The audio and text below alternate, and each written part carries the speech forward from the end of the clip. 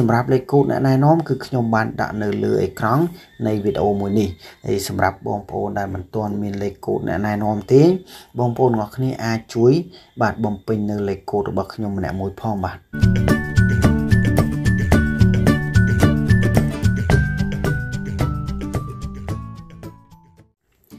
បាទសួស្តីបងប្អូនទាំងអស់គ្នាបាទហើយថ្ងៃនេះវិលត្រឡប់មកជួបខ្ញុំម្ដងទៀតហើយបាទដែលនៅក្នុងវីដេអូនេះខ្ញុំនឹងធ្វើការបង្ហាញពីរបៀបនៃការរកលុយជាមួយនឹង app របស់ខ្មែរយើងបាទ app មួយនេះគឺមានឈ្មោះថា Super App ហ្នឹងហើយសម្រាប់ app មួយនេះគឺខ្ញុំក៏ធ្លាប់បានធ្វើការបង្ហាញបាទទៅកាន់បងប្អូនអរគ្នានៅក្នុងវីដេអូមុនបាទរួចម្ដងមកហើយ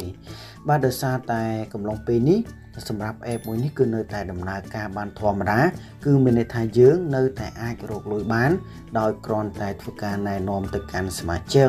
ឬក៏យើងនៅតែអាចធ្វើការដកលុយបានធម្មតាហ្នឹងហើយសម្រាប់ app មួយនេះគឺជា app មួយដែលផ្ដល់បាទជាសាធារណៈណាបាទដែលមានដូចជារថតាក់ស៊ីដឹកជញ្ជូនឬក៏លក់អីវ៉ាន់តាមអនឡាញជាដើមហ្នឹងហើយសម្រាប់ app មួយនេះខ្ញុំនឹងធ្វើការបង្ហាញបាទទៅកាន់បងប្អូនដែលគាត់ទើបតែប្រឡូកបាទទៅលើការរកលុយតាមអនឡាញណាបាទបើសិនជាបងប្អូនអរគ្នាចង់ដឹងថាតើការរកលុយជាមួយនឹង app មួយនេះឬក៏យើងចង់ធ្វើការចុះឈ្មោះជាមួយនឹង app មួយនេះយើងត្រូវធ្វើការចុះឈ្មោះដោយរបៀបណាបងប្អូនអាចធ្វើការតាមដានទស្សនាវីដេអូមួយនេះជាមួយនឹងខ្ញុំទាំងអស់គ្នាហ្នឹងហើយសម្រាប់ app មួយនេះបើសិនសម្រាប់បងប្អូនដែលគាត់បានដឹងហើយបាទពីរបៀបនៃការចុះឈ្មោះនិងរបៀបនៃការរកលុយជាមួយនឹង app មួយនេះបងប្អូនអាចធ្វើការរំលងបាទទៅលើវីដេអូមួយនេះក៏បានដែរណាវាមិនជាបញ្ហាទេដោយសារតែវីដេអូនេះខ្ញុំនឹងចែករំលែកបាទទៅកាន់បងប្អូនដែលគាត់ទើបតែប្រឡូកបាទក្នុងការរកលុយតាមអនឡាញហ្នឹងហើយមុននឹងធ្វើការបង្ហាញបាទពីរបៀបនៃការចុះឈ្មោះនិងរបៀបនៃការរកលុយជាមួយនឹង app មួយនេះបាទសូមបងប្អូនដែលតែងតែគាំទ្របាទ channel របស់ខ្ញុំតាំងពីដើមរហូតមកដល់ពេលនេះបាទសូមបងប្អូនជួយគាំទ្រទៅលើ channel ថ្មីរបស់ខ្ញុំមួយផងបាទដែល channel ថ្មីរបស់ខ្ញុំនេះគឺខ្ញុំបានធ្វើការដាក់បាននៅខាងក្រោមនៃ channel ធំមួយនេះហើយ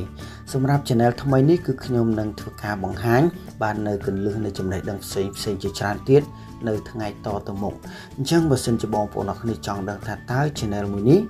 បានផ្ដល់ផលប្រយោជន៍អ្វីខ្លះទៅកាន់បងប្អូនអរគ្នានៅថ្ងៃមុខបាទសូមបងប្អូនអរគ្នាជួយបាទចុចនៅប៊ូតុង subscribe នៅមួយផងបាទហើយបងប្អូនអរគ្នាក៏អាចធ្វើការដាក់នៅសញ្ញាកណ្ដឹងបាទដើម្បីទទួលបាននៅវីដេអូថ្មីដែលខ្ញុំអាប់ឡូតទៅបងប្អូនអរគ្នានឹងទទួលបានមុនគេតែម្ដងឬក៏បងប្អូនអរគ្នាអាចចូលទៅខាងក្រោមវីដេអូរបស់ខ្ញុំដែលបងប្អូនទាំងអស់គ្នាកំពុងតែទស្សនានេះទៅក៏ឃើញ link បាទ channel មួយនេះដែរតោះឥឡូវកុំឲ្យខាតពេលយូរខ្ញុំនឹងធ្វើការបង្ហាញបាទទៅកាន់បងប្អូនទាំងអស់គ្នាបាទពីរបៀបនៃការដំឡើង app ពីរបៀបនៃការចុះឈ្មោះនិងរបៀបនៃការរកលុយជាមួយនឹង app មួយនេះតែម្ដងបាទហើយសម្រាប់បងប្អូនដែលប្រើប្រាស់បាទនៅទូរស័ព្ទដៃ Android បងប្អូនអរគ្នាអាចចូលទៅកាន់ Play Store ហើយសម្រាប់បងប្អូនដែលប្រើប្រាស់នៅទូរស័ព្ទដៃ iOS បងប្អូនអាចចូលទៅកាន់ App Store បានតោះឥឡូវដោយសារតែខ្ញុំប្រើប្រាស់នៅទូរស័ព្ទដៃ Android ខ្ញុំនឹងចូលទៅកាន់ Play Store បាទបន្ទាប់ពីយើងចូលទៅកាន់ Play Store ហើយយើងនឹងឃើញប៊ូតុង Search មួយខាងលើយើងគ្រាន់តែ Search ពាក្យថាបាទ Super App មកហ្នឹងហើយនៅពេលដែលយើង search ពាក្យថា Super App យើងនឹងឃើញឈ្មោះនៅត្រង់ចំណុចនេះអញ្ចឹងយើងគ្រាន់តែចុចទៅលើឈ្មោះហ្នឹងមកបាទឥឡូវយើងចូលមកកាន់ទម្រង់នេះហើយបងប្អូនទាំងអស់គ្នាគ្រាន់តែចុចលើពាក្យថា install មកបាទដើម្បីដំឡើង app មួយនេះទុកនៅក្នុងទូរស័ព្ទដៃរបស់យើងបាទនៅពេលដែលយើងធ្វើការដំឡើងរួចរាល់ហើយយើងនឹងឃើញបាទពាក្យថា open នៅត្រង់ចំណុចនេះ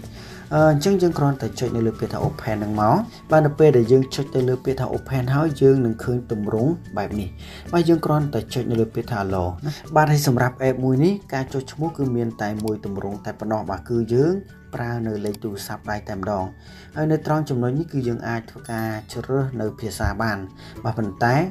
ខាង app គឺគេបានគ្រីសឲ្យយើងនៅក្នុងទង់ជាតិខ្មែរយើងហើយប៉ុន្តែយើងក៏អាចធ្វើការរើសនៅទង់ជាតិផ្សេងបានដែរតោះឥឡូវយើងធ្វើការបំពេញនៅលេខទូរស័ព្ទដៃយើងនៅត្រង់ចំណុចហ្នឹងមកបាទបន្ទាប់ពីយើងធ្វើការបំពេញនៅលេខទូរស័ព្ទដៃនេះរួចរាល់ហើយយើងនឹងឃើញពាក្យថាបាទចូលប្រើសេវាបាទយើងចុចនៅលើពាក្យហ្នឹងមកបាទបន្ទាប់មកយើងនឹងចូលមកកាន់ទម្រង់ 1គឺជាទម្រង់ដែលយើងត្រូវរងចាំនៅលេខកូដមួយចំនួន6ខ្ទង់ដែលខាងម្ចាស់ app បានធ្វើការផ្ញើបាទទៅកាន់លេខទូរស័ព្ទដៃដែលយើងបានធ្វើការបំពេញនៅមុននេះបាទឥឡូវយើងធ្វើការរងចាំបើសិនជាយើងទទួលបានលេខកូដហើយយើងគ្រាន់តែចុចនៅលើនេះមកយើងអាចធ្វើការបំពេញនៅលេខកូដនឹងចូលបានហើយបាទដូចខ្ញុំបានធ្វើការបំពេញចឹងបាទនេះគឺជាលេខកូដដែលខ្ញុំទទួលបានពី app មួយនេះបាទនៅពេលដែលយើងទទួលបានលេខកូដយើងដាក់លេខកូដរួចរាល់ហើយយើងនឹងចូលមកកាន់ទម្រង់មួយបាទគឺជាទម្រង់ដែលយើងត្រូវធ្វើការបំពេញនៅឈ្មោះនិងតកូលរបស់យើងណាឥឡូវខ្ញុំសូមបញ្ជាក់នៅត្រង់ចំណុចនេះតិចខាងលើគឺយើងត្រូវធ្វើការបំពេញនៅនាមតកូលហើយទី2គឺយើងត្រូវធ្វើការបំពេញនៅឈ្មោះបើសិនជាអាចយើងធ្វើការបំពេញឈ្មោះឲ្យបានត្រឹមត្រូវមកដោយសារតែ app មួយនេះនៅពេលដែលយើងទទួលបានលុយគ្រប់គ្រាន់ក្នុងការដកហើយយើងនឹងធ្វើការបង្ហាញទៅកាន់ម្ចាស់ app បាទនៅឈ្មោះដែលយើងចង់ធ្វើការដកលុយចូលទៅកាន់ wallet របស់យើងតោះឥឡូវខ្ញុំនឹងធ្វើការបំពេញឈ្មោះរបស់ខ្ញុំតិចសិនបាទឥឡូវខ្ញុំបានធ្វើការបំពេញនៅឈ្មោះរបស់ខ្ញុំរួចរាល់ហើយបាទហើយនៅត្រង់ចំណុចនេះគឺយើងត្រូវធ្វើការបំពេញបាទនៅ page របស់យើងបាទគឺ gender តែម្ដងហើយនៅខាងក្រោមនេះគឺជា email បាទបើសិនជាបងប្អូនអរគ្នាមានយើងគួរតែដាក់បាទបើសិនជាអត់ទេគឺយើងមិនចាំបាច់ដាក់ទេហើយនៅខាងក្រោមនេះគឺជាកន្លែងដែលយើងត្រូវធ្វើការដាក់លេខកូដអ្នកណែនាំហើយសម្រាប់លេខកូដអ្នកណែនាំគឺខ្ញុំបានដាក់នៅលើអេក្រង់នៃវីដេអូមួយនេះហើយសម្រាប់បងប្អូនដែលមិនទាន់មានលេខកូដអ្នកណែនាំទេបងប្អូនទាំងអស់គ្នាអាចជួយបាទបំពេញនៅលេខកូដរបស់ខ្ញុំម្នាក់មួយផងបាទ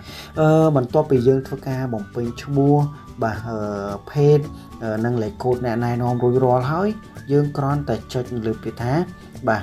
ចូលឈ្មោះប្រើប្រាស់យើងចុចនៅលើនឹងមកបាទនៅពេលដែលយើងចុចលើពាក្យថាចុចឈ្មោះប្រើប្រាស់ហើយយើងនឹងចូលមកកាន់ទម្រង់នេះអញ្ចឹងយើងគ្រាន់តែចុចនៅកន្លែងនេះបាទឬក៏ចាស់ហ្នឹងយើងចុចនៅលើនឹងមកនៅពេលដែលយើងចុចលើនឹងហើយយើងនឹងចូលមកកាន់ទម្រង់បាទ dashboard នៃ app មួយនេះតែម្ដងអញ្ចឹងមានន័យថាយើងបានធ្វើការចុះឈ្មោះជាមួយនឹង app មួយនេះទទួលបានជោគជ័យហើយបាទហើយបងប្អូនអរគ្នាឥឡូវយើងចូលមកកាន់ app របស់យើងហើយ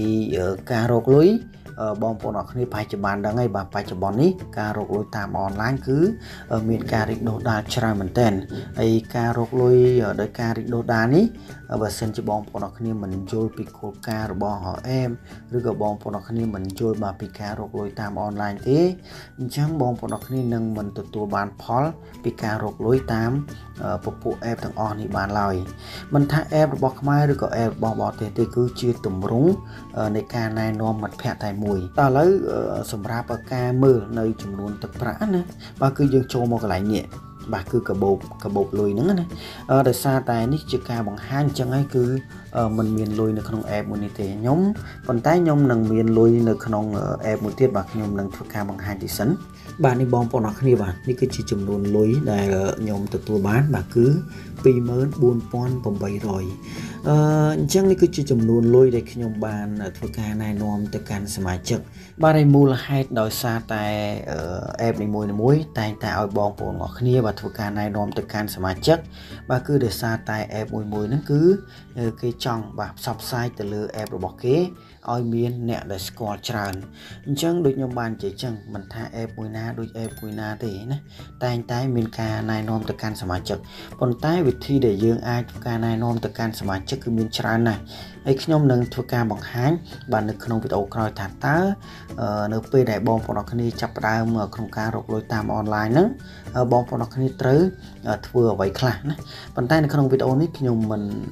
រៀបរាប់ច្រើនទេបាទដោយសារតែនាទីក៏វារឿងច្រើនដែរបាទឥឡូវខ្ញុំសូមបញ្ជាក់ទីសិនសម្រាប់បងប្អូនដែលចង់ធ្វើការណែនាំទៅកាន់សមាជិកបានបងប្អូនអរគ្នាគួរតែគិតមើលថាតើនៅក្នុងផ្ទះរបស់យើងនឹងមានបងប្អូនប្រមាណអ្នកហើយយើងនឹងមានមិត្តភ័ក្តិប្រមាណអ្នកអញ្ចឹងយើងអាចធ្វើការណែនាំទៅកាន់ពួកគាត់បានបាទណែនាំទៅកាន់បងប្អូនឬក៏ណែនាំទៅកាន់មិត្តភ័ក្តិសិនទៅបន្ទាប់មកយើងអាចធ្វើការ join បាទទៅលើ group នៅក្នុង Facebook ដែលមានច្រើនយើងអាច join ទៅលើ group នឹងទាំងអស់ទៅបន្ទាប់មកយើងអាចធ្វើការ share បាទ app មួយនេះទៅកាន់ group ទាំងអស់នោះបានហើយ group នេះមួយតែងតែមាន member ច្រើន group ខ្លះមាន member រហូតដល់រាប់ម៉ឺននាក់ណោះអញ្ចឹងយើងមានលទ្ធភាពក្នុងការរកលុយដោយប្រើ group ទាំងអស់នោះបានបាទតើឥឡូវសម្រាប់ការណែនាំទៅកាន់សមាជិកយើងអាចចូលមកកាន់កន្លែងនេះកូនសោហ្នឹងបាទបន្ទាប់មកយើងនឹងឃើញគេដាក់ថាបាទលេខកូដ QR code របស់ខ្ញុំអញ្ចឹងយើងចុចនៅលើហ្នឹងមក បន្ទាប់មកយើងនឹងឃើញលេខកូដរបស់យើងនេះអាចយកទៅណែនាំទៅកាន់មិត្តភ័ក្តិឬក៏បងប្អូនរបស់យើងក៏បានដែរណាតើឥឡូវបងប្អូនអរគ្នាសម្រាប់វីដេអូនេះខ្ញុំគ្មានអ្វីដើម្បីធ្វើការបង្ហាញទៅកាន់បងប្អូនគ្នាច្រើនជាងនឹងទេបាទដូចខ្ញុំបានបញ្ជាក់អញ្ចឹងសម្រាប់វីដេអូក្រោយទៀតខ្ញុំនឹងធ្វើការបង្ហាញថាតើមុននឹងបងប្អូនអរគ្នាចង់ធ្វើការរកលុយតាមអនឡាញតើបងប្អូនអរគ្នានឹងត្រូវមានអ្វីខ្លះណាដើម្បីចូលក្នុងការរកលុយតាមអនឡាញបាទឥឡូវសម្រាប់វីដេអូមួយនេះខ្ញុំសូមបញ្ចប់ត្រឹមតែប៉ុណ្ណេះហើយយើងអាចជួបគ្នានៅក្នុងវីដេអូក្រោយបន្តទៀតបាទ